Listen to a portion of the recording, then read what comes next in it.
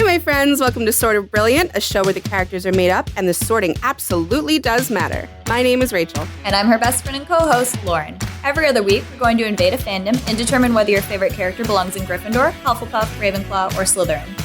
We're the Harry Potter podcast that talks way more about any other franchise.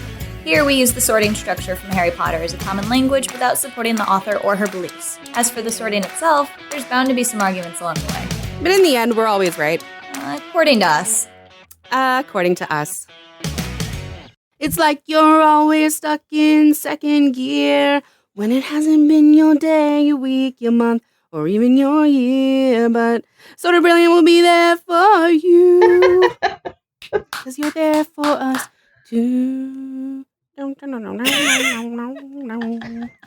What's up, guys? We just all came out of a fountain that we were just jumping in Central Park.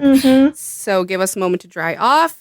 We are back for part 2 of our Friends episode, so Friendstravaganza. I'm joined by Lauren. Hello. And Tricia. Hi.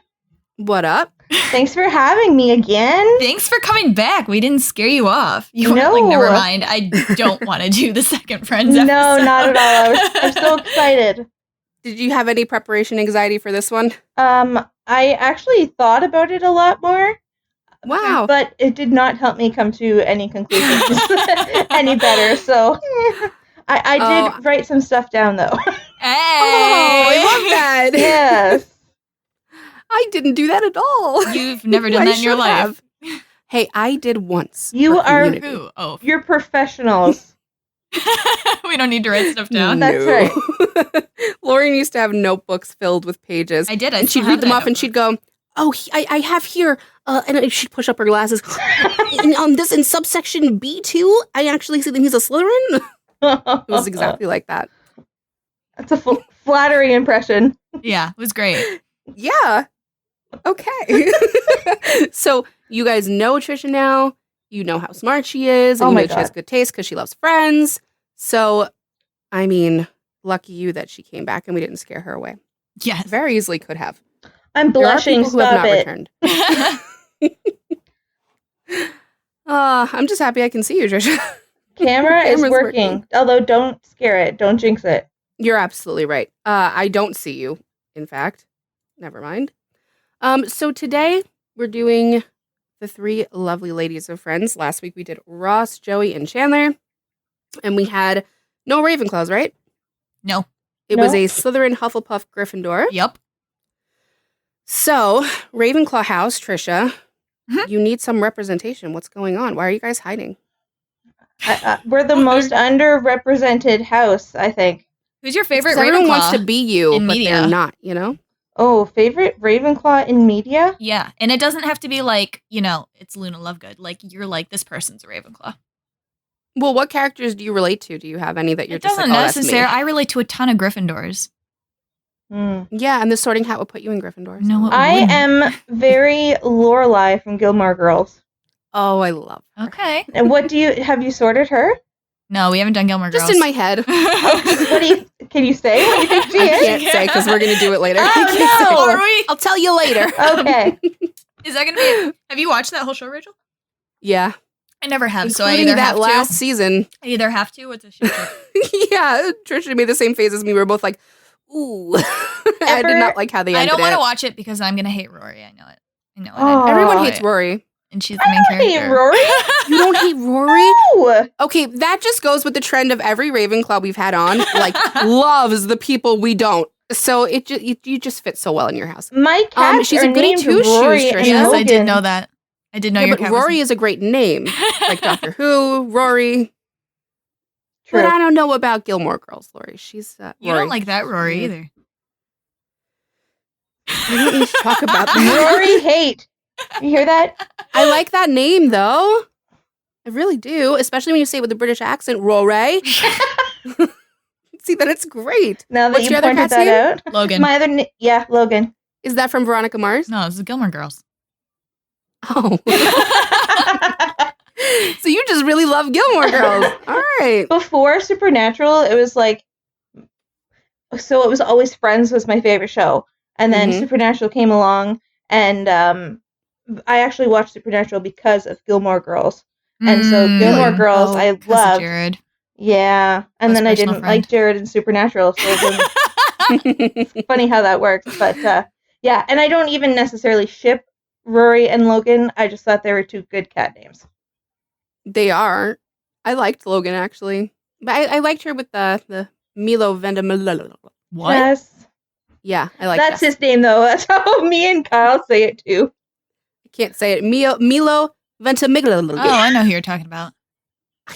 I think it's Italian, and I'm Italian, and I can't say it, so I'm allowed to botch You're it. a fake Italian. My cat just bit me. Hey. He said, I hear you talking about me. You're not giving me any monetary compensation. He hears this Rory hate over here, and he's getting defensive. I'm so sorry. I love your name. I'm going to not move a muscle. What house is Rory in? My cat? Or Yeah. Cat? Oh, man, I don't know. I don't know. He's a big snuggler, but, like, personality-wise, he's not the nicest cat in the world. Oh, Slytherin. Maybe. Sounds like a Hufflepuff if he likes cuddling. Just kidding. Logan is, like, I just like to do Slytherin hate for Lauren because she gets, like, so inwardly upset when I do it. Because you're like, I'm not biased, and then you spit all this bias shit at me. Yeah, well, Slytherins are my favorite house, so why don't you Kate Bishop's too bubbly to be a Slytherin. I'm like, why can't we be happy people? I don't understand. Because it takes away my love for you when you are. I like the grumps. I don't know what to tell you. Yeah, well, I like the the grumpy broken Gryffindors, so it's no fun when they're I know, healthy. that's why you like me. I know. I get it. Yeah. You're not bubbly, Lauren. So our friendship works. You see? You see?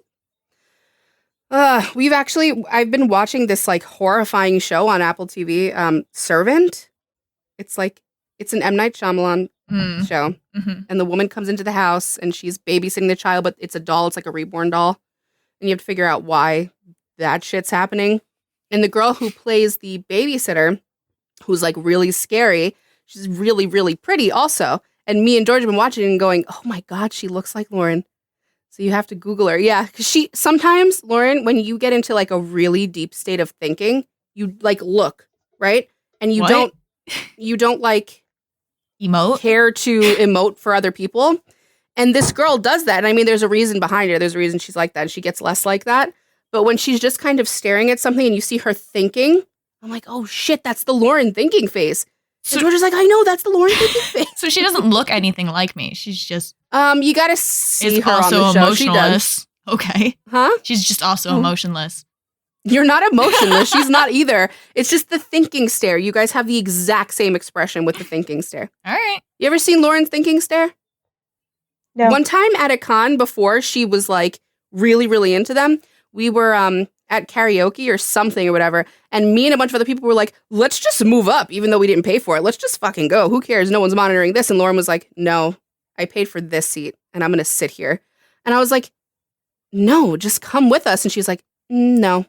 And she did not give an explanation. She just looked at me and went, no, I won't be doing that. And I was like, wow.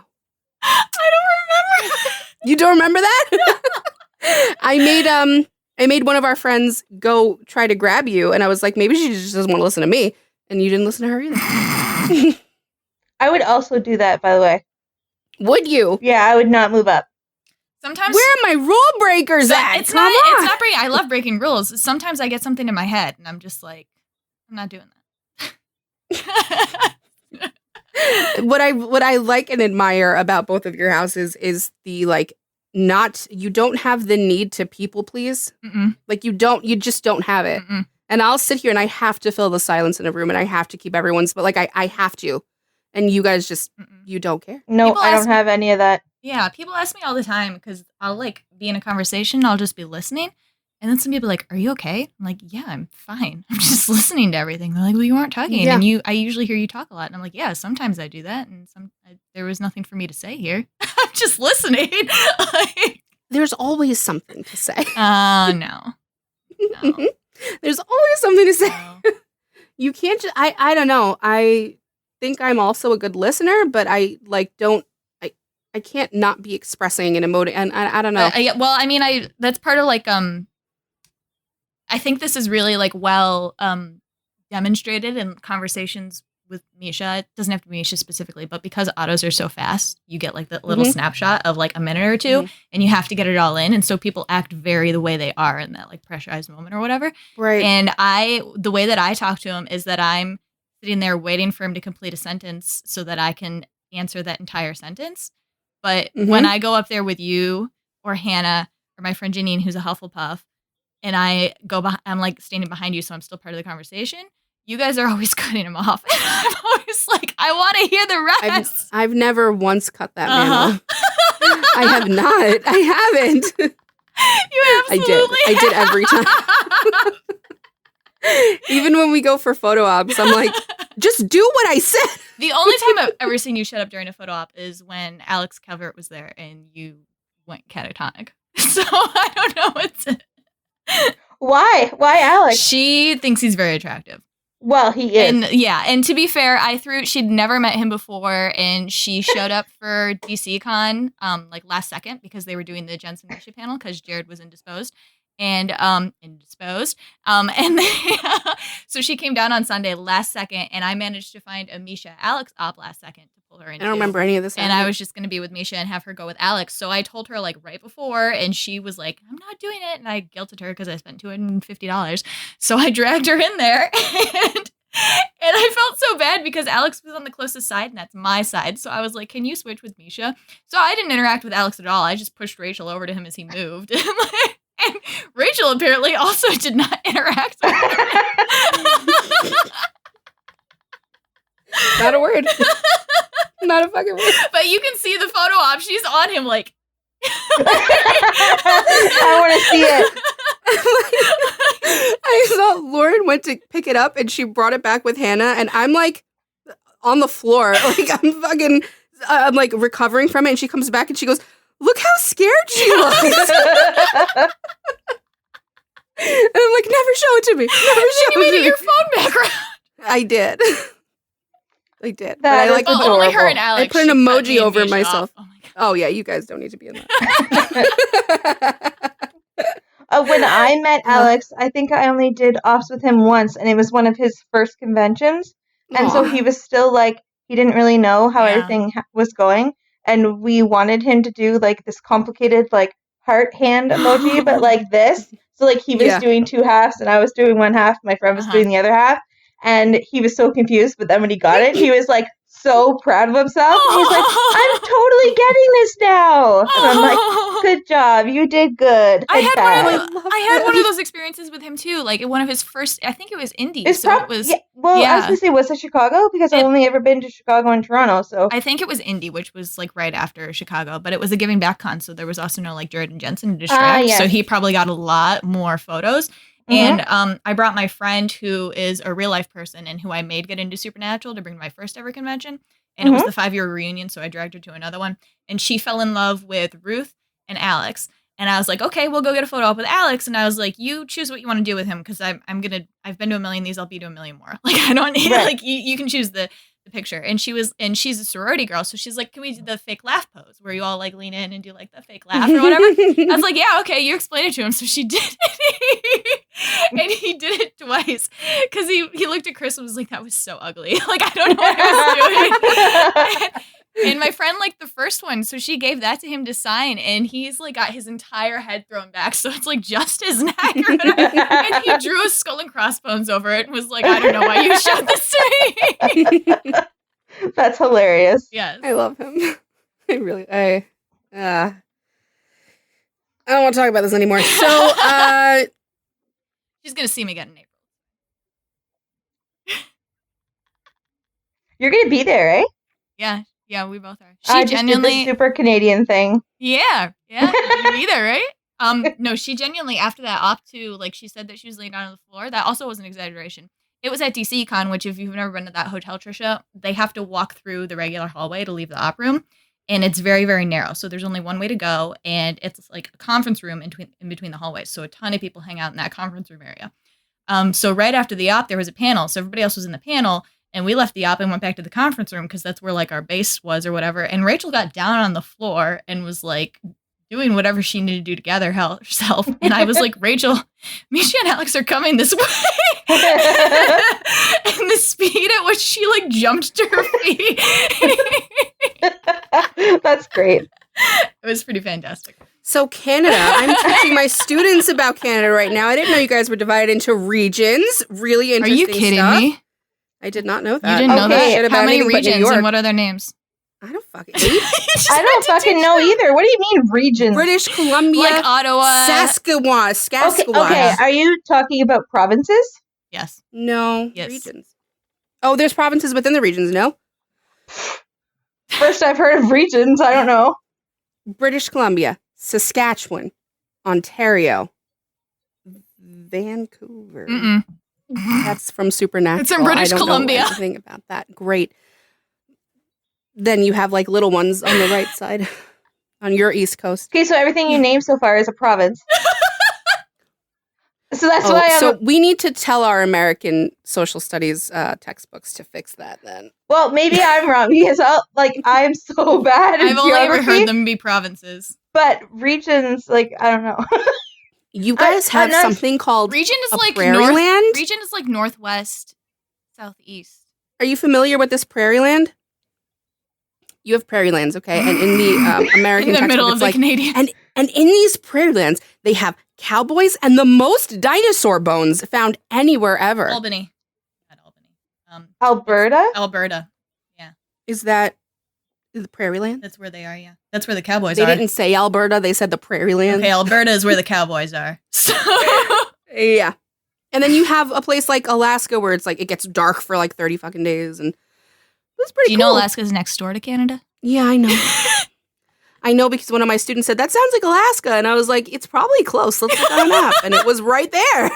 When I went to Las Vegas with my sister and my aunt, we got in like a cab, and the cab driver was all interested about us being from Canada and was like, so like, what state are you from? And then we're like, Ontario. And then he's like, okay, so like, what states border Ontario? And then Oh my God. me and my sister and my aunt all looked at each other and we're like, Quebec's on one side, but I don't know what's on the other side. And like that's so opposite of Americans because like I feel like American like geography and everything to do with America is like totally drilled into your heads from early ages because you're such a proud country.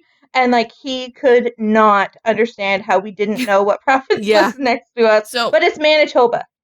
Okay. Oh, Manitoba. One of the things about, and it's different state by state, but it's pretty common in a lot of states, and it was true for Illinois, which is where I grew up, is that we have to pass something called a Constitution test to go into high school, which is that we did not have that in New York. You have to prove that you understand the government.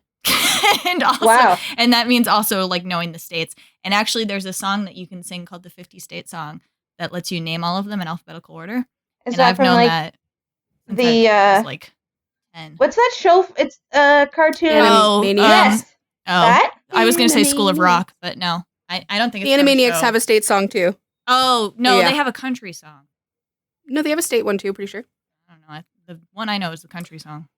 It I could don't be know. countries, like I said. We didn't have shit like that in New York. They were like, did the Pilgrims fucking kill people? All right, go to 9th grade. The Pilgrims come up again, I see. They are my enemy. They are my enemy. Lauren, What? I figured out why I hate Pilgrims. Why? You know how they have those fucking buckle shoes? Yeah. You know who else has buckle nun? shoes? No, the leprechaun. Oh. Well, I don't know why you He's hate. got the fucking. I don't know why you hate I want leprechauns. you- So I want you to Google what that fucking leprechaun looks like and look at his outfit. Tell me it's not that of a pilgrim. I don't know why you hate leprechauns. I don't hate leprechauns. I hate the leprechaun from the horror movie series. Okay. The Leprechaun. But you He's don't. got a top hat and But everything. you don't like any other leprechauns because of that movie. It's like I don't love them, but I don't hate them. Like I'll eat Lucky Charms. But that little fucker, even now, like if I'm sleeping at night, I'll sometimes swear I see him out of the corner of my eye in the darkness. Like he's fucking coming for me. I know it. He is bringing the But nun. anyway, I figured it out. If you look him, I'm not even as scared of the nun anywhere near as I am of the leprechaun. You need to Google him. Okay. Google him. I'm sorry because it's very scary. Are you scared? Is it scary for you? Oh, am I Googling it right now? Yeah, I want to know if you I get watched scared. that movie. How do you feel about him? I'm not as petrified as you seem to be, but I do remember it having like an impact, and it was a creepy movie. Oh my god, he's a demon. I'm almost positive I was much too young to This watch man it too. doesn't look terrifying in the slightest. That's what happened to me. My grandfather fell asleep when I was 3 and I was on his lap and the leprechaun came on and I just was like wide-eyed watching it, the whole thing, until my parents came back from dinner. So it was like burned in my brain and I'll never forget, my older brother was like, I'm going to get you to sleep, Rachel. Close your eyes. Think about it. We're going to go to Disney World tomorrow. Think about it. We're going to see all the princesses and we're going to go here and there and you're going to see all the green trees. And I went, green, not green, like the leprechaun green. I was so traumatized. And I'm 31 and I'm still petrified. Okay, well, I You see his definitely was outfit? older than 3, so. Lauren, Yeah. pilgrim outfit, right? I guess. That's it. I figured it out. It's Okay. not just some senseless thing. I I mean, feel like there was a famous person in that movie. Jennifer Aniston. Oh, Yeah. oh, great. We Yeah, brought it back she's in to it. Friends. Cool. Hell yeah. We got So there. speaking of We Jennifer got there. Aniston. Woo! 20-minute detour, 20 baby, degrees, but here we are. 20 We degrees got of there. Kevin Bacon. All right. Well, who do we want to start with? Who do you want to talk about most? Phoebe. Phoebe. Phoebo. There's Phoebe hate here, isn't there? Somebody is No, not a big we- No, fan. no. we both- when I we was a both- little kid, I didn't get her. No, we both Oh, said okay. we were going to talk about Phoebe for hours. Well, she's fucking hilarious. I We know. can talk about She her is forever. hilarious. I think how you said, like, everybody has, like, 2 of the friends. I think one of mine is Phoebe. That Okay. doesn't surprise me. Shut up, Rachel. If we were in prison, you guys would be like my bitches. I hate saying what I think first because I don't want to be wrong. You got to be first every time. That's how it works. Hufflepuff. Okay. Okay, why? Because she is very loyal and justice seeking. And she's also naive a little bit. Like I don't know. There's a lot of naivety about Phoebe. She understands the world, like the dark parts of the world in ways that other people don't. But she also well, maybe she's not naive as so much she doesn't care. But like the whole like singing thing, like she thinks that she's okay, right? Like She thinks but she's not amazing. really. Yeah, but she's not. And I was also going to, I wrote down lack of ambition because I don't think she's particularly ambitious. Interesting. Thoughts? Okay. So I don't know. before saying my house yet, I do want to say that like I understand the lack of ambition thing, but I also want to point out that this was true until she hit season 9 and she went, I haven't dated anybody and I'm going nowhere and I don't like that, and she immediately found a husband. True. Two nerds fighting over her for her hand. I think I was thinking more like career ambition. I think it's that she's just very free-spirited. Yeah? I don't necessarily know that it's like you know how I think she genuinely likes Monica's massaging, very too. career-driven, right? Monica's very Yeah. like obviously she wants to climb the ranks of it. Yeah, Yeah. her career Phoebe's defines her worth. happy where she is because I think Phoebe always feels like she's an expert in whatever she's doing. Mhm. So masseuse, she's top of the line masseuse. Like True. she doesn't. I don't think she feels the need to have to be like I don't even know what the equivalent of a sous chef or whatever. She doesn't feel the need to be the next best thing because Right. she like loves herself and where she is all the time. I am actually like that too. I'm never, this makes me sound so bad, but I'm never trying to be the best at anything. Like, I'm always like, I'm perfectly comfortable being average. Well, it's not even that you're average. It's just that you're the best version of you. Aw. Like you don't, you know, though, but you recognize it and you. But don't you love yourself? Totally. Okay, Phoebe is in love with Yeah, herself. She Phoebe, loves herself, nobody she likes loves me more life. than me. I think Phoebe's a Ravenclaw. I know Phoebe's a Yeah, Ravenclaw. she's very much a Ravenclaw. And there's so many things I can think of.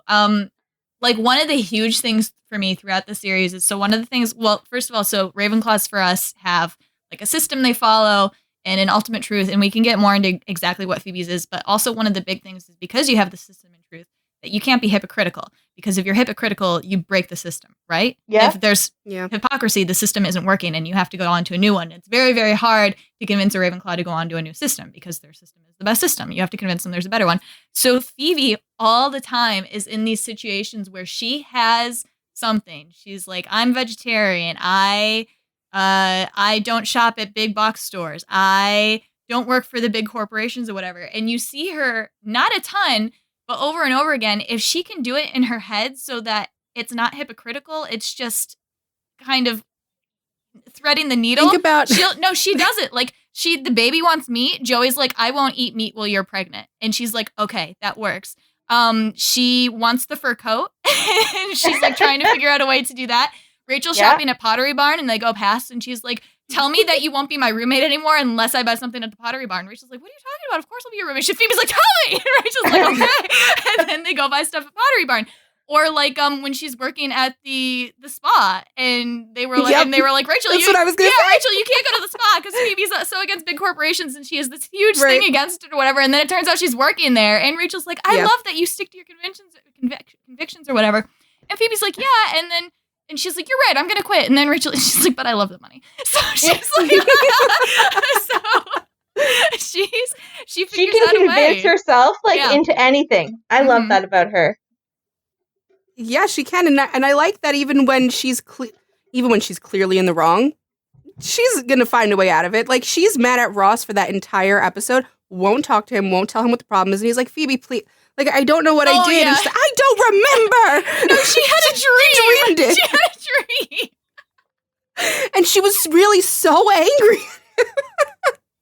I also thought it was, like, really sweet and also very Ravenclaw of her to have mugged him as a child, but also have kept the comic all of those years because she learned from it. Yeah, she kept the special and she really valued the, like, knowledge that she got from Science Boy. And it meant so much to her, even though she got it through mugging, which, again, could be, like, hypocritical if you think about it a little bit for a little while. No, she kept it and held on to it. She's like, this was mine. Like, you were, like, my teacher. And we all gathered around a dumpster and learned from you. My very first impression of Phoebe was Ravenclaw because, like, obviously Luna Lovegood and Phoebe would be... Very Luna vibes. Like, that makes perfect sense. But they never really showed her being, like, super into like learning or being really smart, like, you know. I feel like that's a big part of Ravenclaw. That's why I veered away from Ravenclaw. So this is something that Rachel and I push up against. Is not that it's like learning or wisdom. It's having knowledge for knowledge's sake, right? So like a lot of what Phoebe does, like this whole thing with her family, she doesn't really want to connect with them. She just wants to understand what happened and where she came from and what was going on. And then she's like, okay, like, you know. Like, yeah, she's not crying over Ursula every time Ursula's a bitch. And she like, just wants to get it. And with her dad, she was like, I wanted to meet him and now I have and goodbye. And like, you know, she really like goes as far as she can to figure out what's going on. And then she's like, now I'm satisfied. We can close the store. Yeah. You know? It doesn't need to be, you don't need to be book smart or even smart in one particular skill set. It's that Phoebe's good at a lot of different things, and she's great at all those things. Like, when you hear her talking about something she's passionate about, she knows a ton about it, and she can run you around in circles in an argument. I mean, the whole thing with Ross and evolution. Yes. Like, so she's not, like, educated in the way Ross is educated, but she like, owned his ass in that argument. No, or, what about when, Ross started dating that woman that was always also a paleontologist, and Phoebe pulled out those 2 articles that she memorized just to freak Ross out. Like, she was like, I just wanted to use that later. Like, who knows how long she had those memorized? Yeah. And she's got, like, all the Ravenclaws that I tend to know have, like, really random skill sets that they're really good at those particular things. Because I think that something that's common across Ravenclaws is that when you do something, if you care about it, like, you can't just pick something up and be an expert in it, but if you care about it and you really want to know how it works, you'll become the expert of that thing. And it's interesting, like, Phoebe's not a bad guitar player. She's not a good singer. She's not a bad guitar player. No. And her tunes made it all the way to, like, commercials, whatever. She just didn't want to sell them. True. So she's very musically inclined. And she's great at that. And then also, like, what are the other things Phoebe can do? Man, she's a really good masseuse. Like, she's a good She's one. an amazing masseuse. Yeah. She makes Monica scream. Right? Scream. She's She's good at a lot of random things and has a lot of like random knowledge. And they'll be like, I got licked on the subway. She's like, oh, you met Steve. Mhm. Like she knows everybody and just, I don't know. She, it very clearly, like to me, threw every Ravenclaw vibe my way. I'm like, you remind me so much of the Ravenclaws I actually know. I, as a Ravenclaw, happily accept Phoebe into the fold. Well, one of the other things Rachel and I have noticed too is that Ravenclaws can kind of pick up and just take off.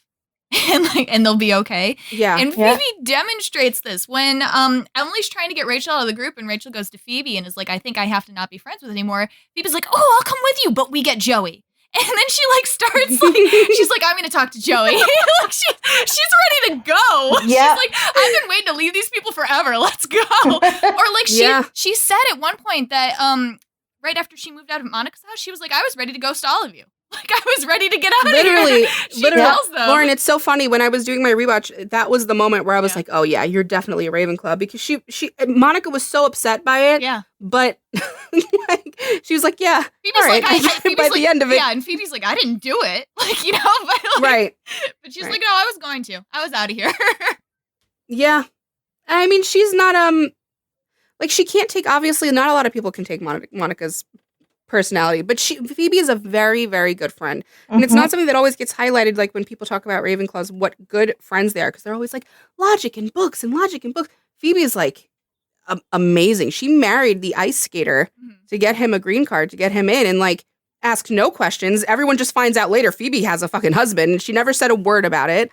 Like she's just a very kind, good person. It's just you piss her off. She's not afraid to cut you out of her life. And she doesn't need to, like, drag it out.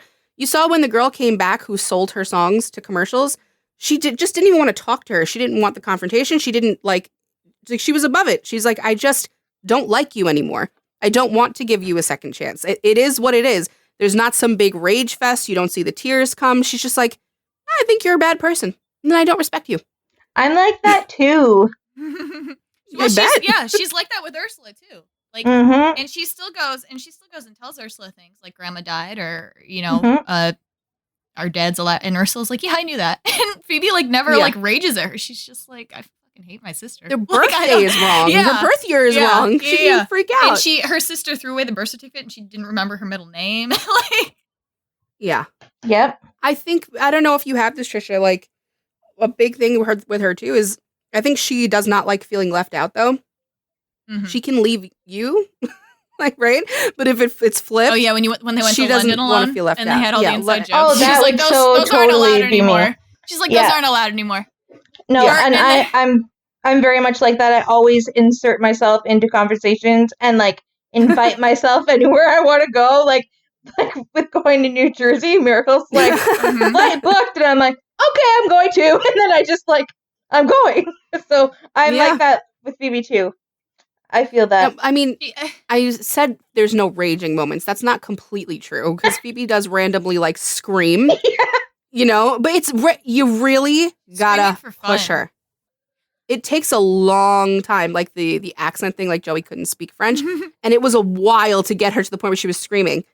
Or Monica being her like at her wedding, she was like, pee break, Mike. Pee break now. Now go, Mike. Yeah, it's 0:14 out. Like whatever. She's like, okay. I want my husband to pee when he wants. Like when she loses the video game. Yeah. Oh yeah. Oh yeah. And she's Yeah. That's me too. I love it. It's this is like Lauren always talks about the Gryffindors having like this weird double thing inside of them, but Ravenclaw's kind of have it too, where you like to present as one way is very calm and very like, and in a Ravenclaw like Phoebe, it's very zen, and then something triggers you, and you guys will top of your lungs screaming. Yeah, when you lose it, you lose it.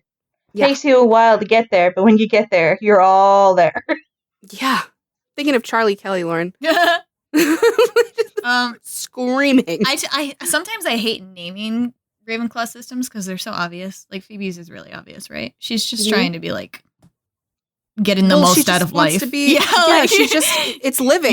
She literally, it really is. Literally, that's like her truth too. But no, one of the moments that you know what it is, Lauren, it's living authentically. Yeah. And like I said, she makes excuses for how that can still work even when she's like being a vegan is living authentically. And then at one point she has to not be vegan. She's like, it still works. I'm still doing it.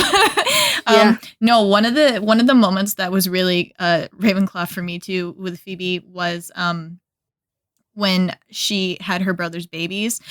Also the fact that she likes to explain it to people in that way. Like, I had my brother's babies. But also that she was trying to convince Rachel to get Frank to let her keep playing.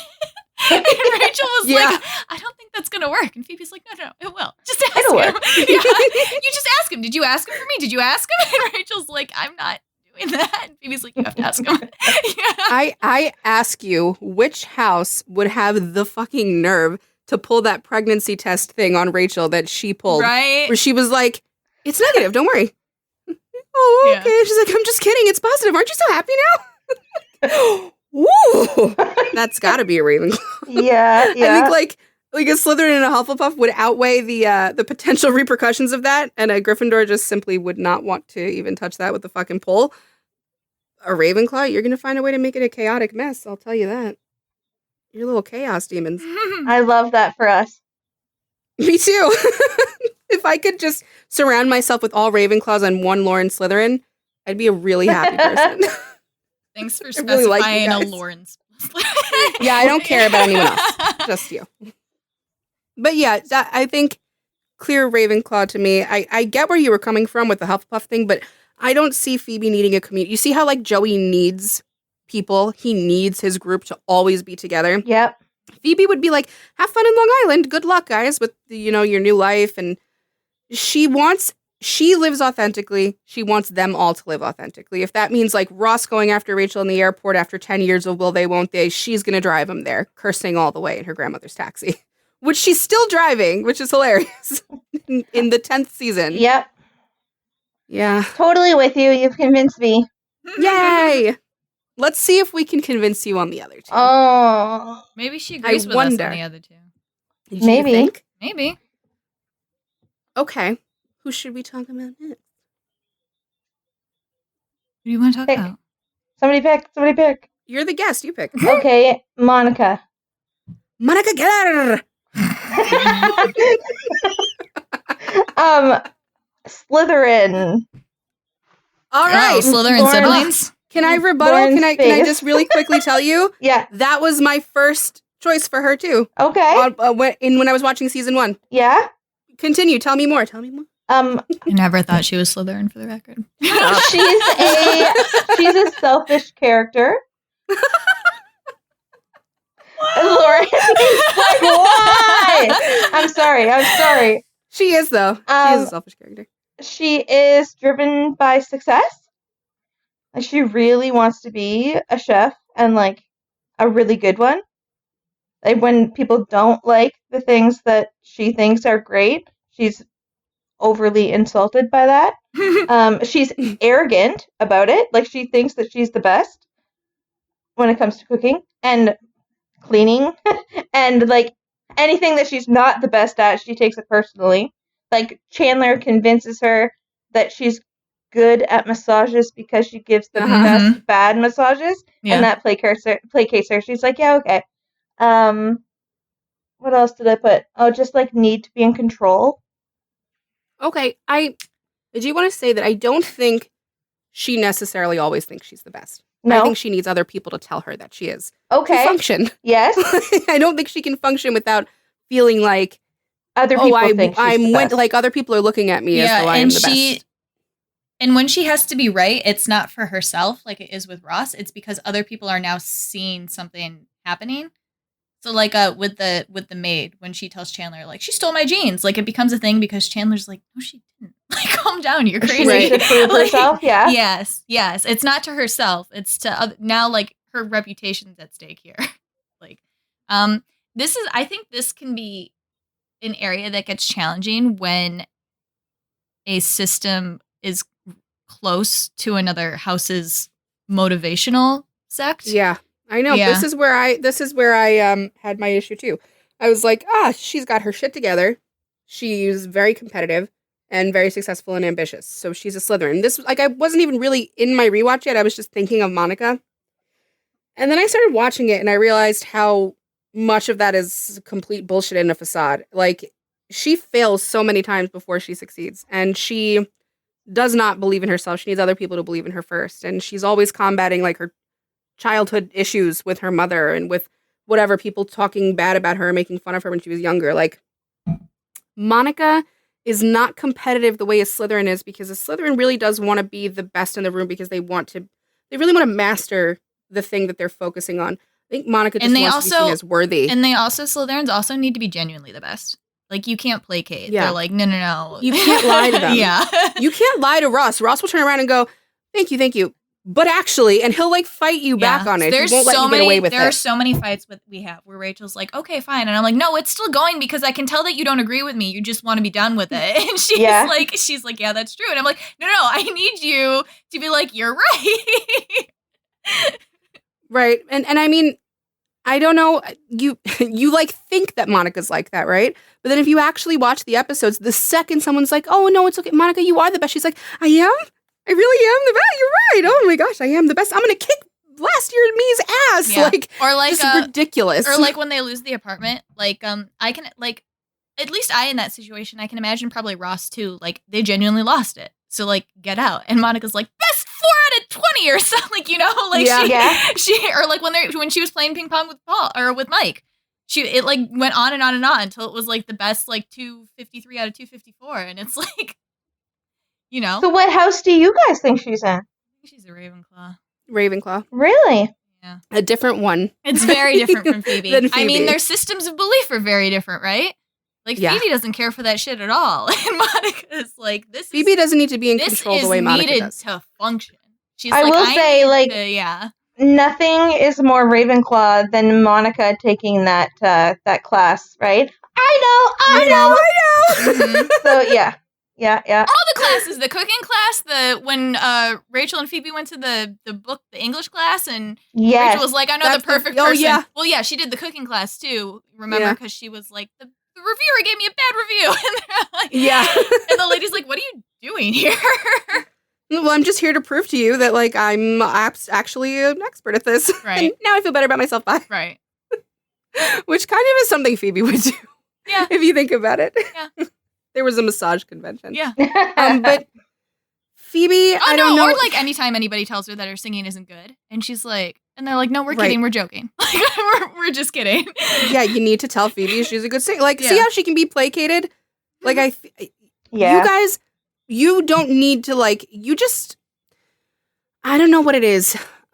You're easier than a Slytherin. Like, you're more, I can handle you a little bit better. A Slytherin will just keep punching me in the face until I'm like, oh my god, okay, what do you want to hear and how do you want to fucking hear it? Like, a Ravenclaw's like, just say what I want.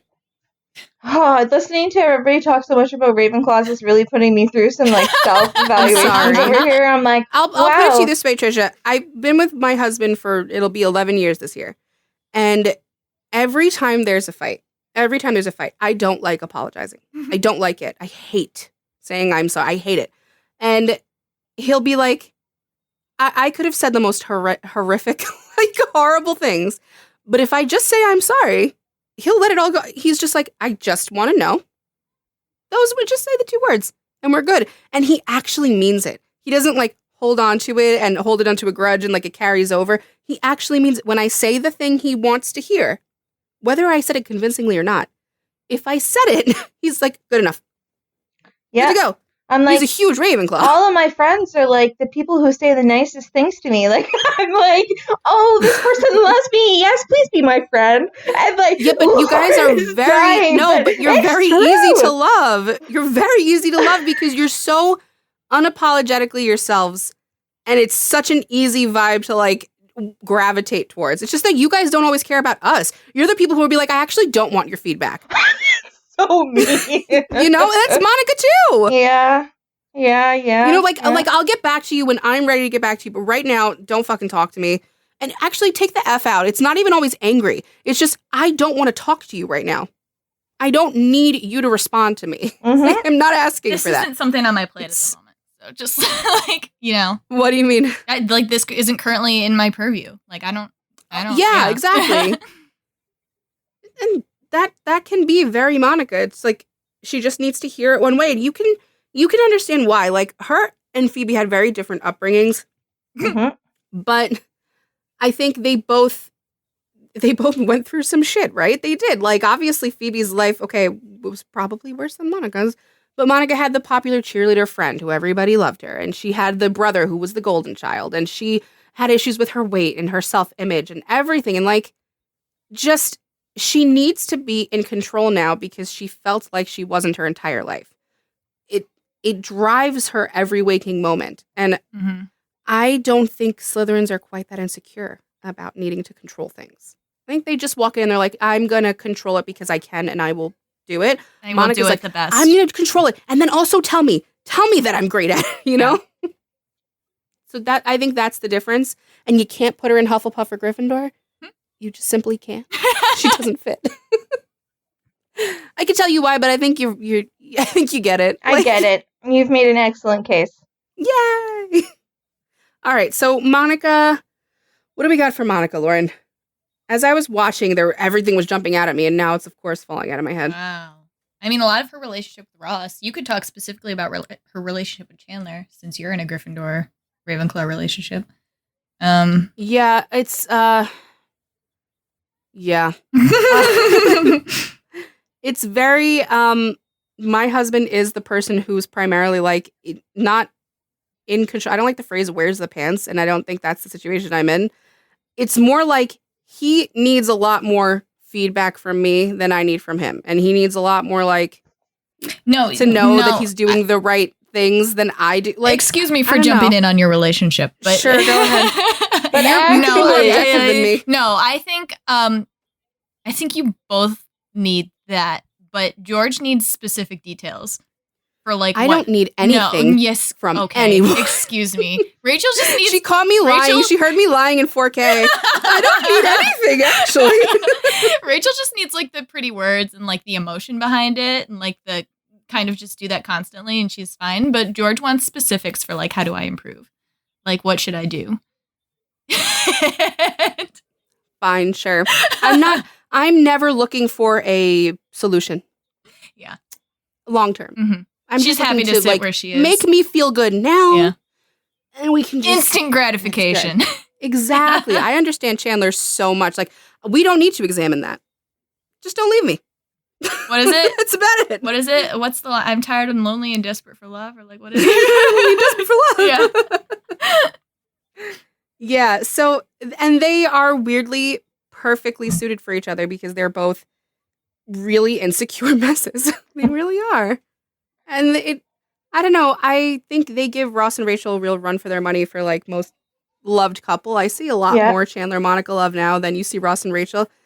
Tricia. So much Ross and Rachel pushback because going on. Ross is... What is happening? He's what? I hate Ross. He's toxic. He's toxic? Yes.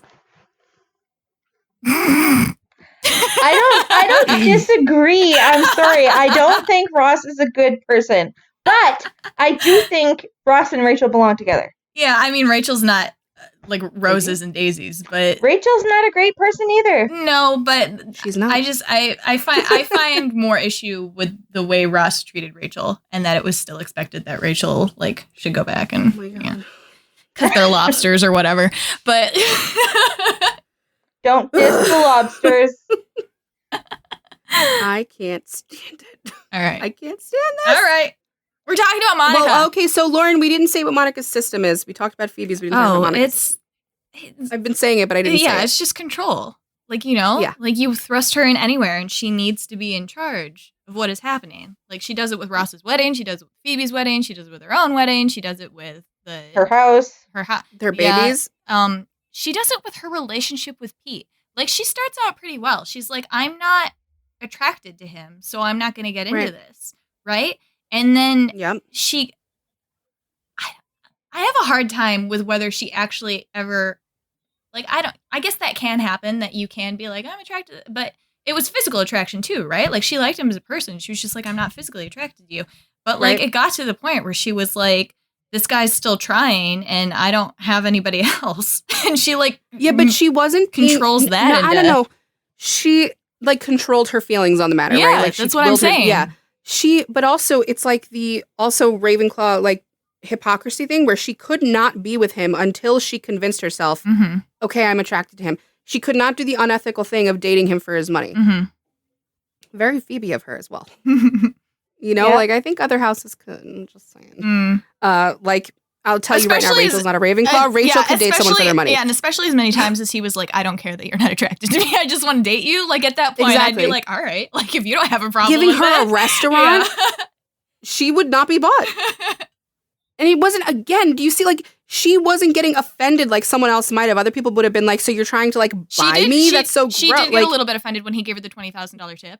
He Yeah. showed up and, Yeah. and she was she like, knows she does, but she doesn't get, like, do you know how Rachel, like, cries and just becomes, like, an emotional mess? And Phoebe and Monica are always like, oh, my God, shut up.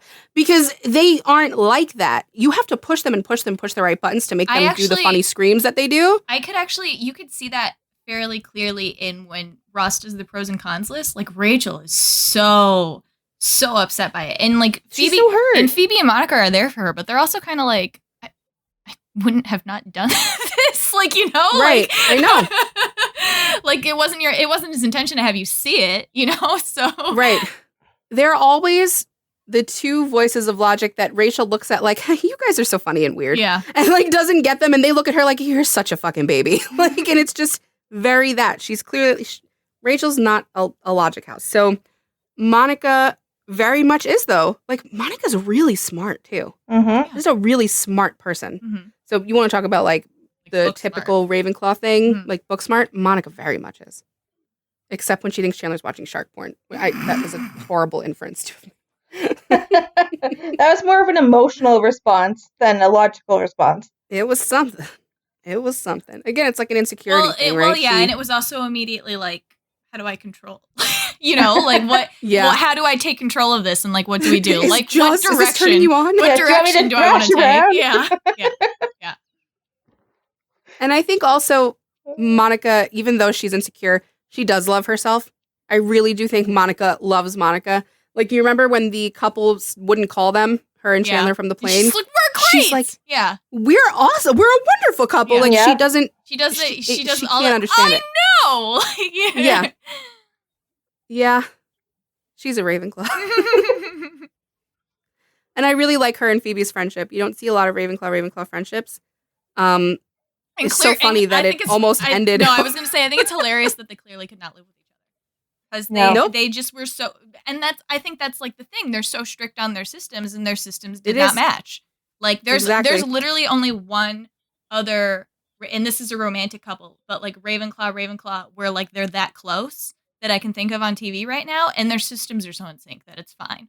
But like when They're very similar. when they're clashing like that, like there's no way. Like you need breaks because Yeah. it's too much hypocrisy within the right? Like you're Yeah, and I always think hitting a Two Ravenclaw friends can also very much respect each other's boundaries too. Like Monica didn't get it at first, but then Phoebe was like, I couldn't, we just didn't mesh well. And after a little while, Monica got it and she was like, yeah, all right, well, whatever it took to make you stay in my life, right? Yeah. There's no big to do. Literally the only other ensemble I can think of right now where there are multiple Ravenclaws is Ovid and Britta, and they're so different. And they also don't So interact different. that much. Like so They don't. like, you know, I don't know they what just what literally names? that's What- community. Sorry, that's Community. Oh, So, I don't know that show. yeah, Britta Okay. and Ovid. Ovid is very much like a kind of, I guess, more of a Luna, like close to Luna as you can really be. And Britta's just batshit crazy. So Yeah. it's like They're very, very, very different. yeah. And I Incredibly. think you can have that with people in the same house all the time. Like, I love to throw out the Percy Weasley versus like the fucking Ron Weasley. Like, you know what I'm saying? They're Yeah. very different, but same house. The core motivations are the same. And I think that Monica and Phoebe are both characters that are very true to themselves. I really like when you see flashbacks of Monica dancing on her own in a room Mhm. and like being like, whatever, I don't care. Like Yeah. it's other people who get in Monica's head. Monica doesn't have a problem with Monica. Other people make her feel bad. Phoebe doesn't have that. She doesn't have people in her ear constantly like, well, your brother's better, well, your sister's better. Like, she didn't have to deal with that. But I think if you have a Ravenclaw who is constantly feeling that, then yeah, I can see where the path leads to needing to control everything. I Yeah. can see a lot of Ravenclaws getting there. Yeah. So we're really excited about that. And I've been wanting to say that we have more Claus. And I was so Yay. excited about it. You guys were hiding for so long in the beginning. I'm happy. Yay! You have 2 good ones in your house. I Good sure job. do. You don't have to deal with Rachel, though. No. Where do you think Rachel goes? Well, I'm 0 for 2, so I'm going to keep the You streak do the going. same thing as Haley. No, was that Illy Yeah. doing it? I think it was Who's Haley. counting? Okay. I don't remember. I Go Again, I'm going to go with the whole bias thing and say that Rachel is a Slytherin. on. Mm-hmm. Because again, Selfish? yes. Not Brat? she's determined to succeed though. Like She is. she like starts her life over, basically Mhm. leaves and does things on her own. And then also when she has Emma, like she is determined she's going to do it on her own, with or without help. Mm-hmm. And she's kind of a mean girl, you know, like she's like the cheerleader who's not nice to. We hate Rachel Green. Yeah, she's not nice to the lesser people. As a teenager. Well, I don't know. Like, you see how she is, like, with Gavin at first? Like, I know that Gavin is, like, gonna be the one who's taking her job, but, like, she's on maternity leave. She should be okay with someone else doing her thing, but she's really not. Monica probably wouldn't be either. True. Monica would not have been as, like... I don't know. I don't know, Lauren. She didn't like that maid cleaning her house, okay? No, I drove was her saying out. no. I was saying Monica wouldn't have handled it as well as Rachel did. Oh, yeah. All right. I just want to preface You know, this Tricia to could say- convince me, Rachel.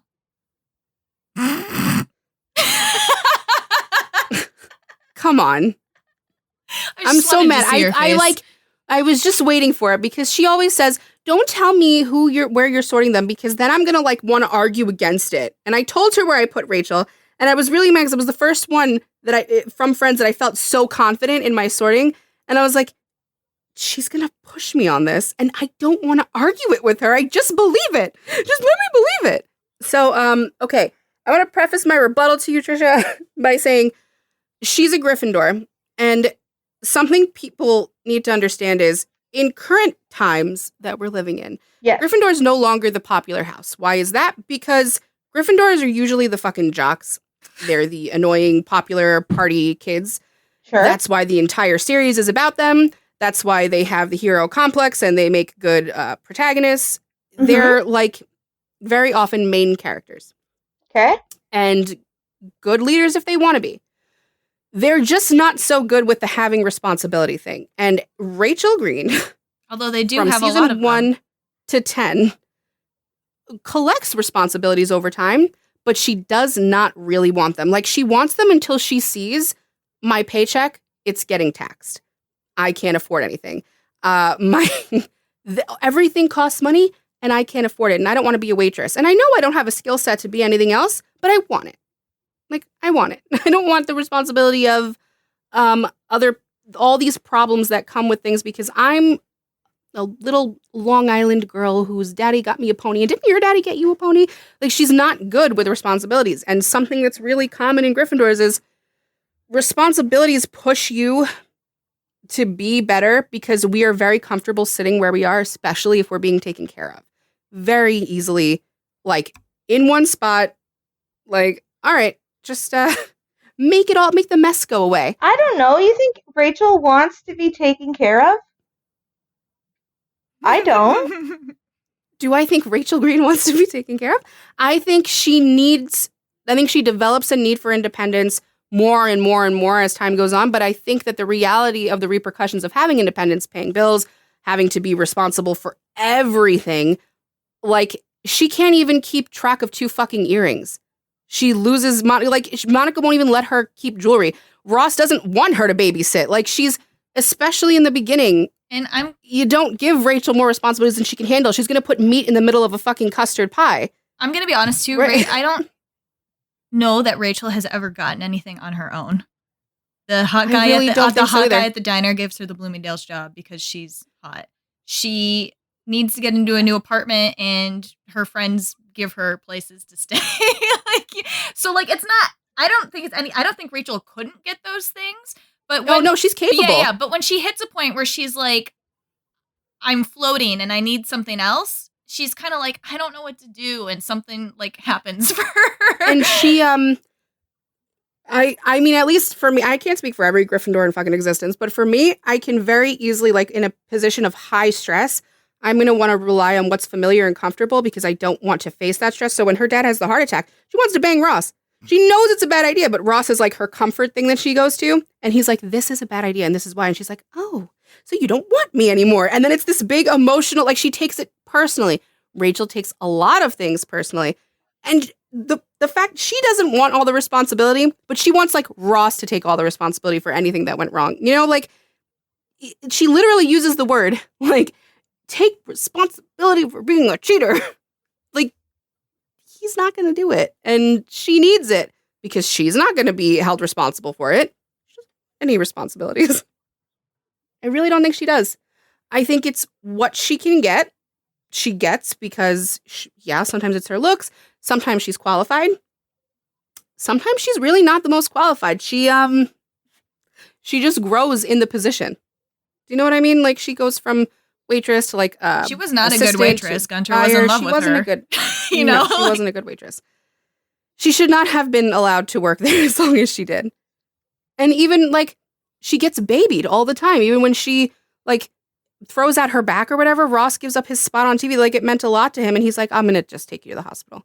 And you see these things happen for Rachel as the viewer that she doesn't even see people are giving up things for her and just doing shit for her all the time. I don't think that she wanted Ross to stay with her. Like, she kept telling him not to. Like, I think she wanted to do that by herself and that he just jumped in and did it anyways.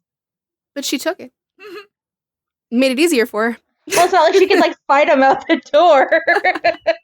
No, but if she told Ross, like, I really don't want you to do this and I want to do it on my own, like, I can see Monica being like, leave me alone.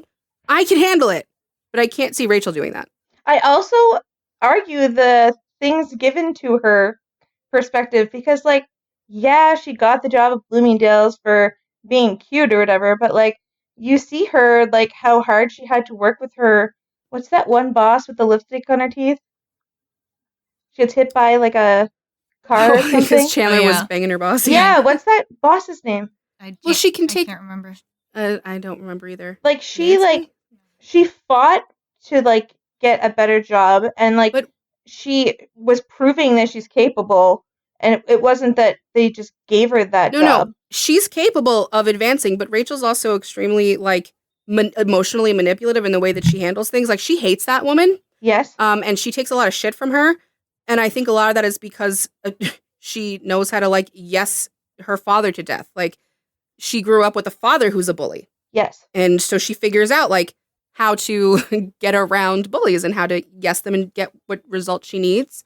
And I think the way she is with her father is also like hella Gryffindor. She doesn't want to, she's like 27 and pregnant and she's scared to tell her father. Yes. And I was 25 and pregnant and scared to tell my father. And I agree with you, Tricia, that I don't like once she has a foothold and she's in somewhere, like she's capable of doing things. It's just in the moments where she's like, I no longer have a coffee house job. I no longer have an apartment. I no longer have a job at Ralph Lauren, where she's like, I don't know what I'm going to do. And then somebody comes along and it's like, hey, let me give you this thing that you haven't even started looking for yet. Yeah.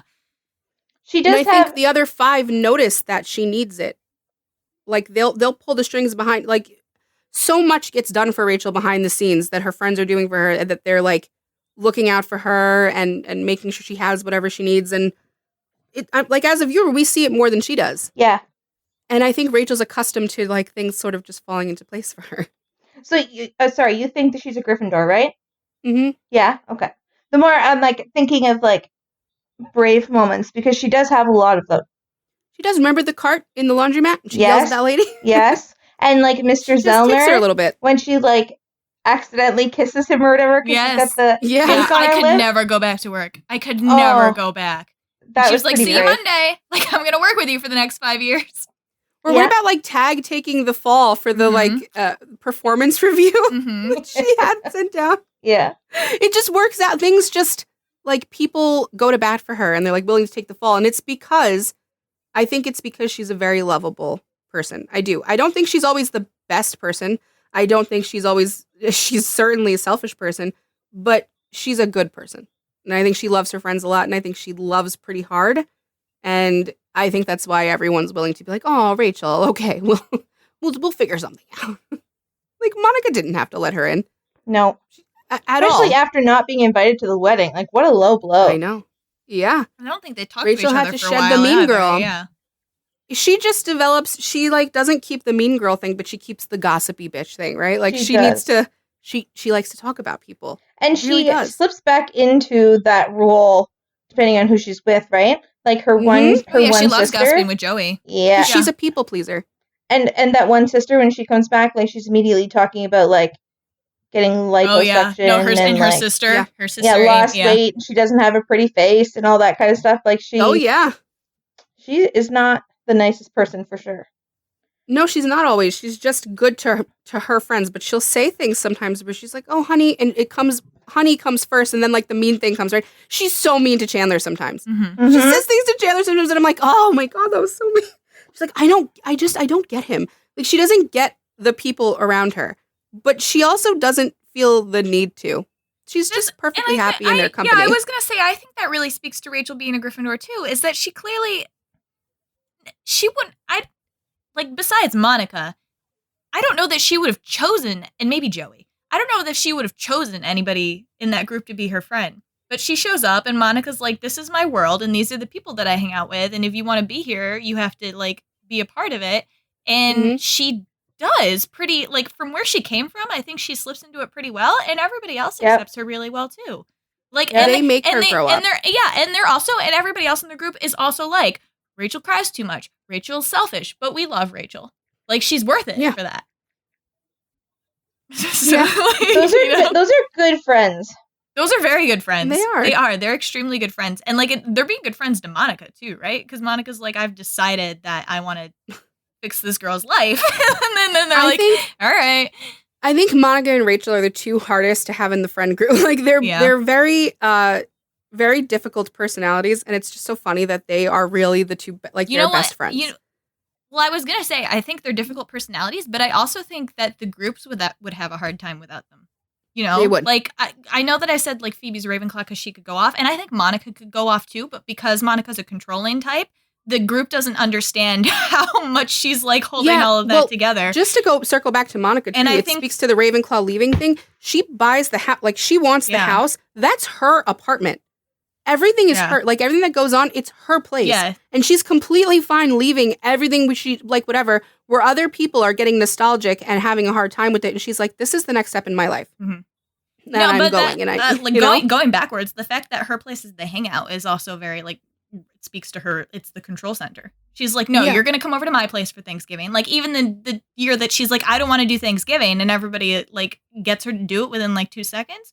And then she's controlling that. She's like, I'm locking the door. You can't come in because you were all late. And then when everybody wants to hang out at the big apartment, when they switch apartments, and she, like, does everything in her power to get them into Joey. Yeah, exactly. But no, but I was gonna say, I think so even though Monica can leave, I think the group would have the hardest time with her leaving because she's controlling, and I think they would have the hardest time with Rachel because they don't realize that Rachel is the emotional center. No, they don't. Like, she really is.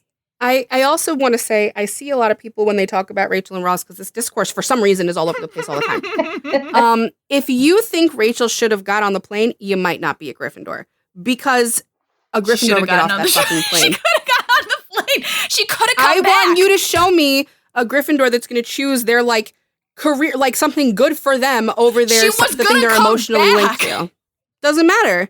She's in love with him. She's not going to leave him.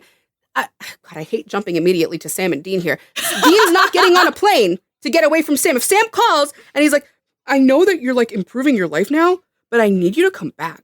Like, please come back. Dean's getting off the fucking plane. He's showing up. You know what I'm saying? You're coming back for your emotional connection before you're coming back for your search for independence or whatever else. And I fully believe Rachel's going to have no problem with the Manhattan career, making her own money, being independent, being a great mom and whatever. But her emotional connections come first. Rachel, throughout all the 10 seasons, always has a guy or some kind of, she's always looking for some kind of emotional connection. To a point where she tells Monica, like, I'm not in charge anymore. You tell me who to date, you know? Because she recognizes that Monica and even Phoebe, they make better choices than she makes when left on her own. And if you know Chandler's the other Gryffindor, Chandler's the same way. He's like, I can't be responsible for this decision. Like, I need someone else to tell me exactly what to do here. Because I don't trust myself with it. So weird. They're not the best decision makers. You're like Gryffindor paradoxing in your speaking because, yes, both those people don't want responsibilities, but one of the things we always talk about is that Gryffindors have like that's one of the the that drives them. That Rachel they have has a things baby. that they have to do. Like, yeah, they do. Yeah. 100%, No, and I think before that, Rachel had her life plan, right? Like she spells it out on her 30th birthday. She's like, "This is what I am responsible for doing. Like this is how my life needs to go." Yeah, and how for me to upset be happy. she is that it's not like when she starts doing the math, she's like, oh, it can't work out that way, so I don't know what I'm going to do. Like, your life doesn't need to go that way, and I really... No, and I think... I can understand that. I'm actually going to say that I think that's one of the biggest moments that tells you she's not a Slytherin either, because if you do have that life plan and you're a Slytherin, you do it, and Rachel's been fucking around, and then... all of a sudden she's 30 and she's like, wait. And she's like, Chandler's fucking around too. No, I know, and his but fucking job, he's miserable, and you know? Yeah, I know, but like they're fucking around and like a Slytherin is going to follow, like do that plan. And she has a plan. She's just like, oh, like if I die, I die. I don't have to worry. Like, you know, like whatever. It's literally that. They're eating cheesecake off the floor together. They don't care. They have... What do we call the people for Gryffindor's responsibilities, right? We don't call them their circle because the circle is a Slytherin thing. They have their friends. They have their group to fall back on. And I don't think they need much more than that. Like, career's a mess. Love life's a mess. Everything's a wreck. They have nothing Your job's together. a joke and you're broke. Your love life's DOA. And they're somehow always crying, always blubbering, always bitching, always feeling sorry for themselves. But they really are okay at the end of the day because they have their support system around them. Even if they like, Chandler definitely thinks he's smarter than the other people in the group. He definitely does. Rachel definitely thinks she's better in some ways or smarter than the other. Like, you can see how they look at the other people when they're being ridiculous or saying something that's crazy. But they're still the most insecure. They're still the most whiny and like, oh, they just are always complaining. I feel like Rachel's like one of the most obvious like people pleasers. I find like I think Extremely. That she like changes her personality to fit in with who she's with at the time. Mm-hmm. Yeah, like you see her be like dumber when she's with Joey. Then see her pick up the cigarette when she's at their job. Yes, she's not a smoker. Yes. Yeah, and she's daddy's little girl with her dad and. Yeah. Mm-hmm. And Daddy, he made me and he's going to leave me and he's not going to marry me. Or when her mom is like, I'm going to move in with you and help take care of the baby. And Ross is like, no. And Rachel's, no, it'll be fine. Like, it'll be okay. Oh my God. I was watching my life get mirrored back to me. George is like, Rachel, no. And I'm like, no, let him blow it all up. It's going to be okay. She needs to be babied forever. She does. Or like the fact that her parents are getting divorced and everybody else in the group besides Chandler is like, who cares? And Rachel's like, this is gonna wreck my whole life. And Chandler's like, you're right, it is. Like, you know, it's really gonna wreck everything. And she handled that like pretty poorly, I would say. Yes. Like, my parents are still together, so I don't know how I would react, but like the fact that she doesn't want them to be in the same room and like goes from party to party and I wish my parents had divorced. No, it's no. I'm just remembering that Chandler's like, you're right. You're like, you're fucked. They have such a funny friendship. Like they do. They have a really great. The last time, 2 weeks ago in our last episode, Lauren was like, they just put Monica, Phoebe, and Ross in one camp, and then you put Rachel, Joey, and Chandler in another one, and you can just see the differences in how it so starkly. Like it's if you almost take, and there are so many color tone them, you're gonna get like the cool tones and the warm tones. It's insane. But like, and the show does it, even though they're not meaning to. You'll see Joey and Chandler and Rachel together all the time, like in a certain shenanigan, because it's a specific shenanigan to an emotional house, and then you'll see like the other three grappling with a logical issue. The drum set in Joey's apartment, just like they're like dummies together. I love it. I love when they put Rachel with them, or like just as a giant kid. Or like when they're at the paleontologist symposium or whatever, and And Ross is Duty. like homo, Duty. yeah, or like homo erectus. And Joey's laughing, and he's like, "You said homo," and Rachel's like, "I got erectus," like like. Yep.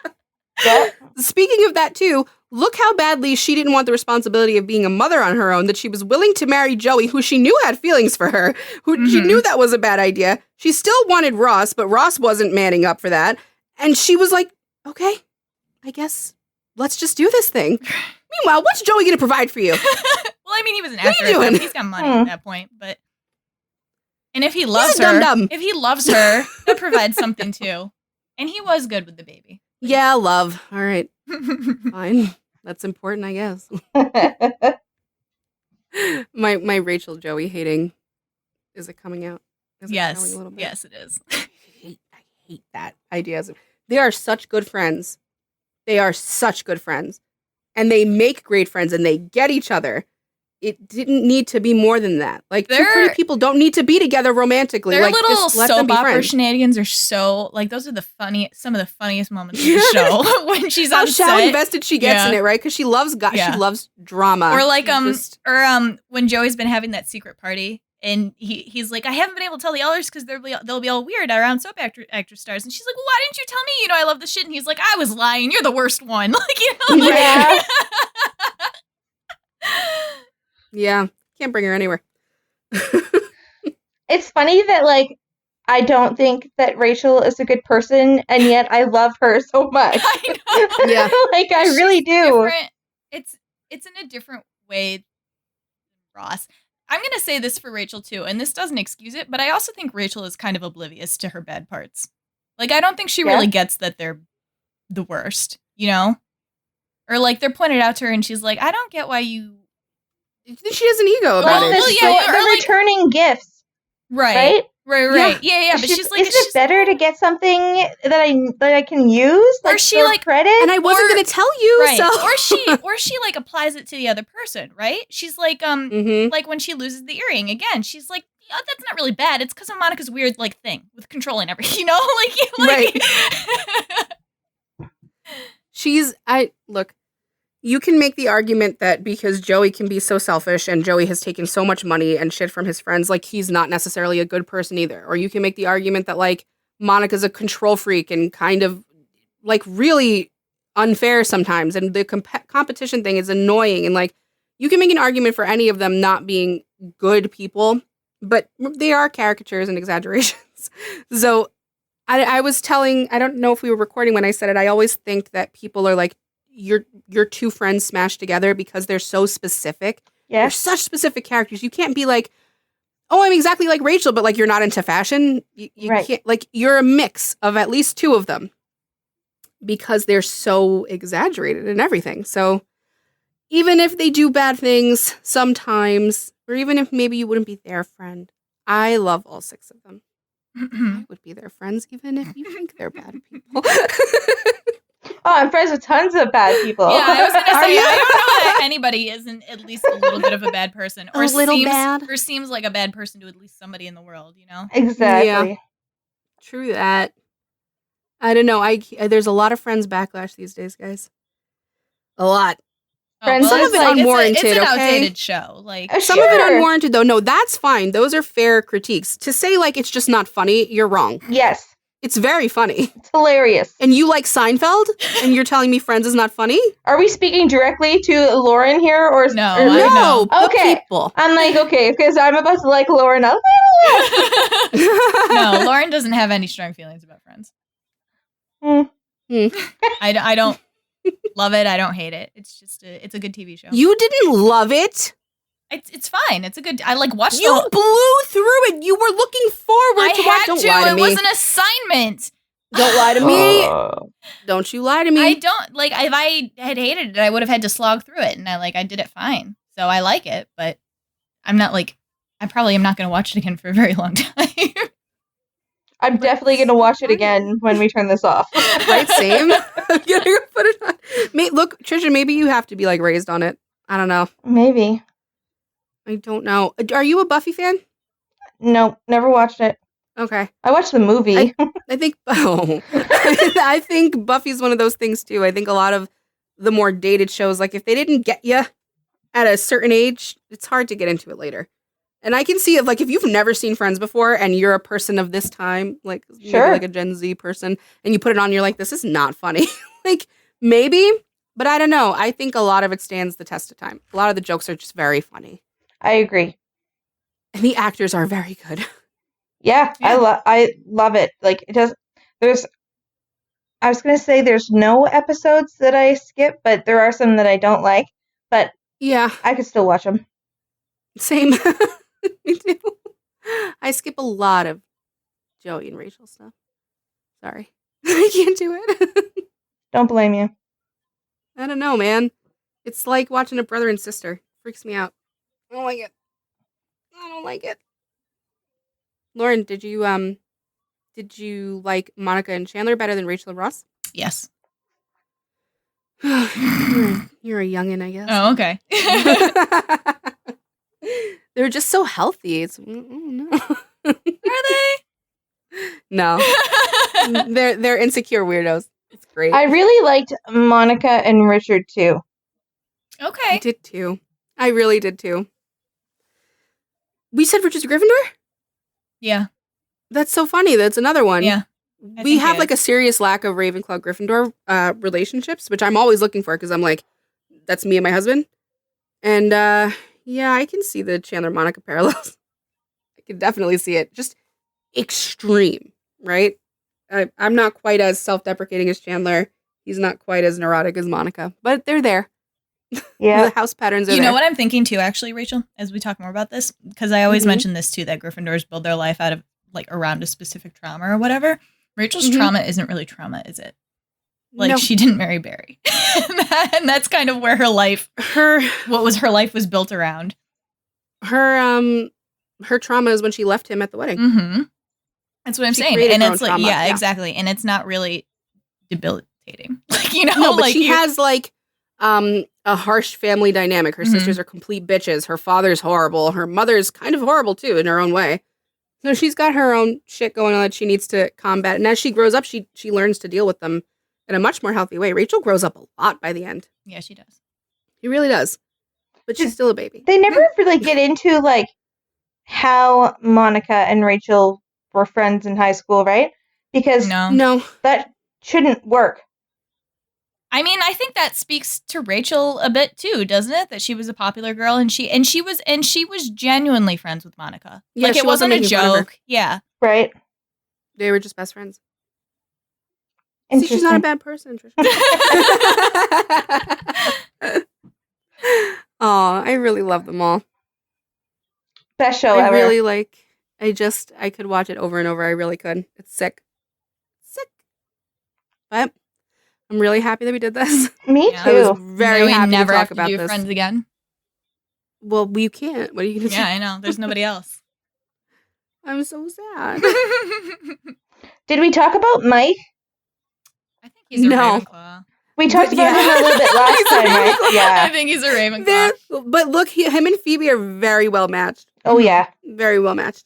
He wants to live authentically, too. Yeah. Wasn't he a lawyer and he wanted Yeah, to play and piano? he quit to play Yeah, piano. come on. Yeah. He wants to live Yeah, and authentically, he baby. brought her to his parents' house where they're like Richie rich snobs, and he tells off those people that are visiting. He's like, "You guys are boring. I never liked you, and like you better like Yeah. Phoebe." And then he leaves. And, like, Leave. yeah. So good. He's definitely a Ravenclaw. That's so funny. He's a great character. Oh, man. Yeah. Where'd we put Janice? I can't remember. Where did we put her, Lauren? I don't think we did, but Oh my god. Hold on. Janice is very oblivious. Okay, that's like her her first and foremost character trait. I mean, I think she's a Gryffindor. But The face. we're destined for each other, Chandler Bing. I'll always come back to you. oh my bingaling. Like a foghorn. Janice. Yeah, she might be. I don't know. I think she doesn't care that nobody likes her though, which Does she not care or Gryffindors might does she struggle not with. know? Does she not know? I Yeah. don't Maybe think she doesn't knows. know. You're right. I don't think she knows. She probably doesn't. She's very oblivious. She keeps getting these men, so like does. I don't think she. And Anyone else? Yeah, no, she has to be oblivious because the whole wedding thing. When she's like, "You think I'm part of your family?" Yeah. Yeah. Oh, I think we might have said she might have been a Hufflepuff, but now I'm thinking about it more. I think she's a Gryffindor. She can't be. She doesn't care about belonging anywhere. She floats all the time. Quick, speed sort Gunther. I We don't really know. Yeah. Yeah, we don't know a lot about Just Gunther. that he's in love with Rachel and he hates Ross because of it. And like, Yeah, he really does. Anybody else? We're gonna close the book and then I'm gonna like remember someone I wanted to say and I'm gonna feel bad. Nah. I don't know that there's anyone You got else 'em all. like super significant. Probably not. They were pretty much the Ross's parents were on frequently, but ugh, God. they had some of my favorite funny episodes, though. They were in some They of my are very favorite funny. ones. Mm-hmm. They are very funny. Oh my God. I was happy to see them at the reunion in the crowd. I was like, oh, Me there's too. Mom and Dad. Oh, they were so cute. Yeah. Lauren, watch that reunion. Okay. I will. You gotta do it, man. I will. I only watched it once. I should watch it again. Me too. It It was was very good. it was a lot. It was a lot of emotions. I cried constantly. Yeah. Constantly. Oh, what a weird, like, I don't know. They exist in my head, and I don't know if it's because of the ages they were when they filmed it, but they're always those ages to me. Always. Like, I think of Jennifer Aniston. Jennifer Aniston has been in a million things since then. And she, of course, looks different now. And she still looks like Rachel Green to me in 2004. Yeah. Like, I can't, David Schwimmer, all of them. Even like, I wanted to go see Scream and I saw Courtney Cox and I was like, oh, Courtney Cox. I don't imagine this one. Like, they're frozen in time for me. You know how I said, oh, go ahead. I was going to say, it's just because we've watched it so many times Yeah. that, like, that's just burned in our brain. Burned in. Yeah.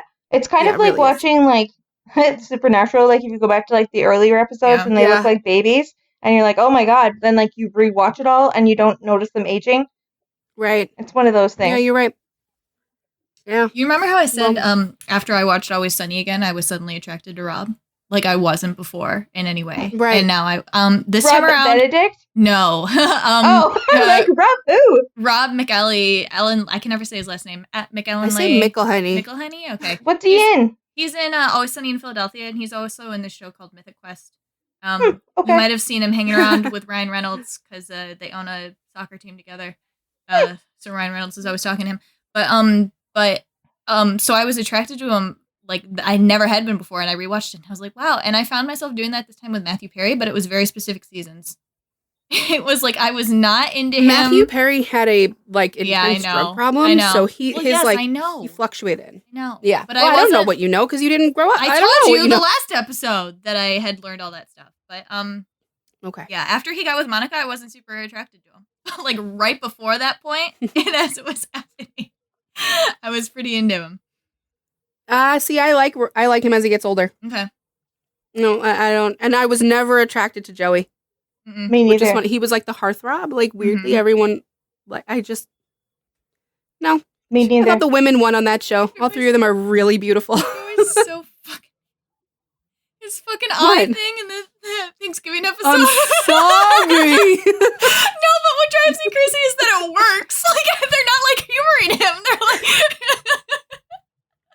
Oh my god. When you said the eye thing, I remembered Rachel with the eye drops. That was one of my favorite episodes too. Oh yeah. And they just want to do the eye puffer thing, and they're like, and the eye doctor is like, Yeah. okay, that's fine. We'll see you back here in 6 weeks and fit you for a glass eye.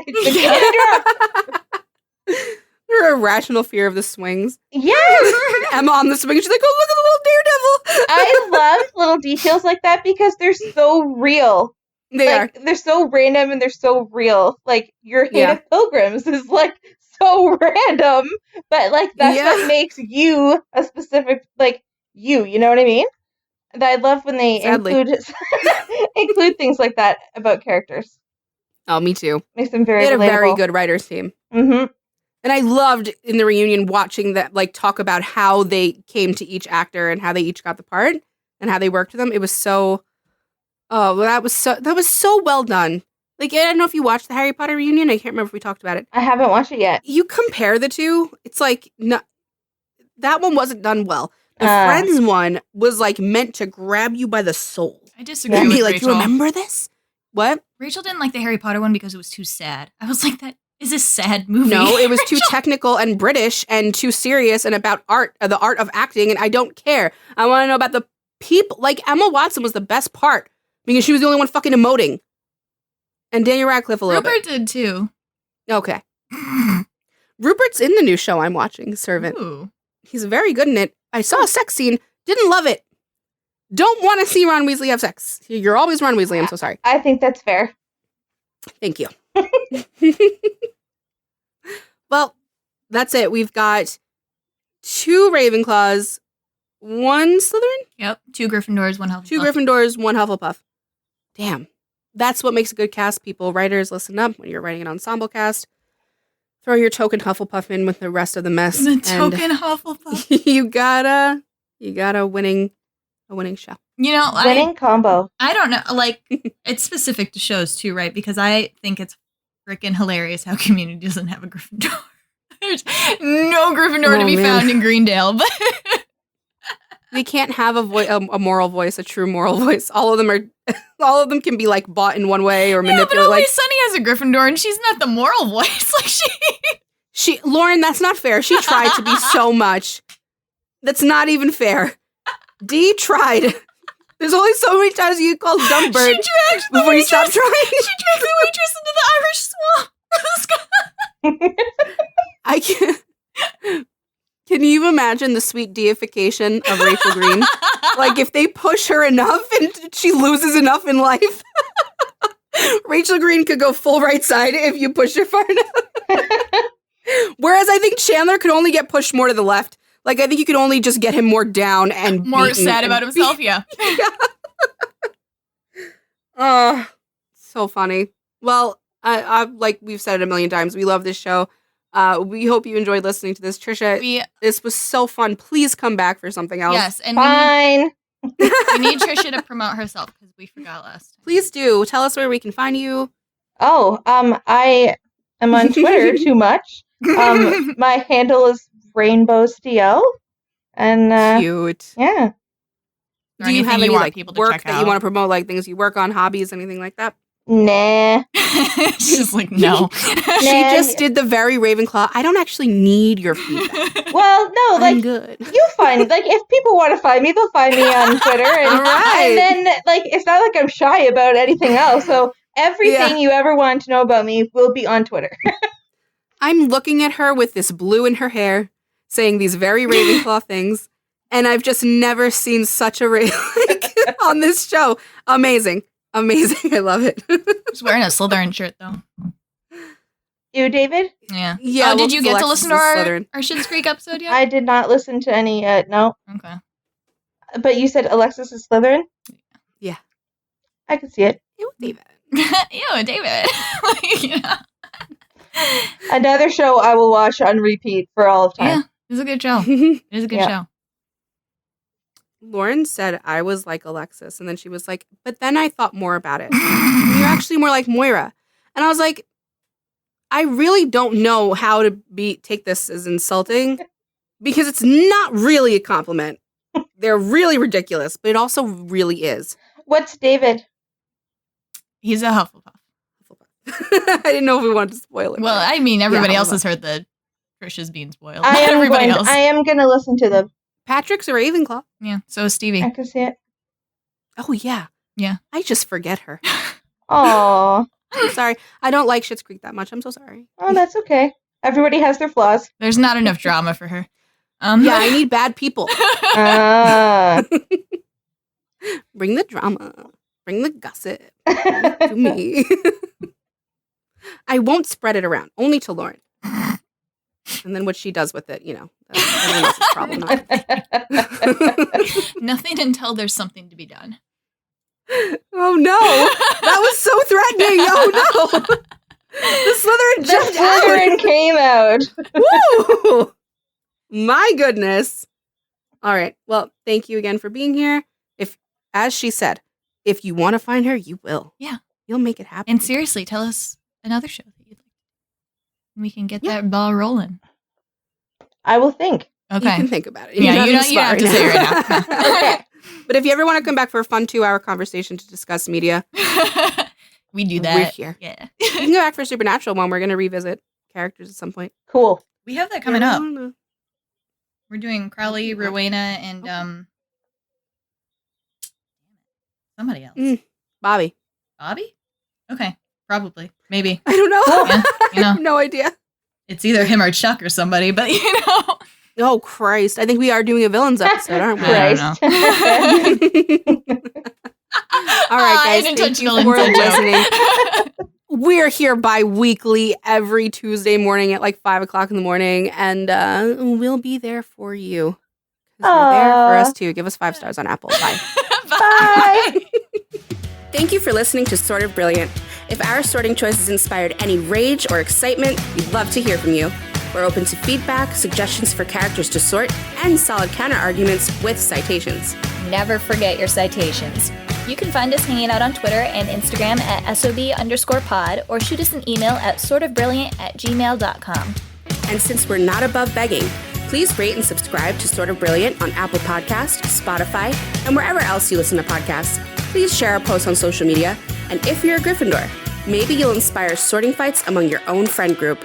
The theme music is Hot Shot by Scott Holmes. Can't wait to sort with you again next time. Bye!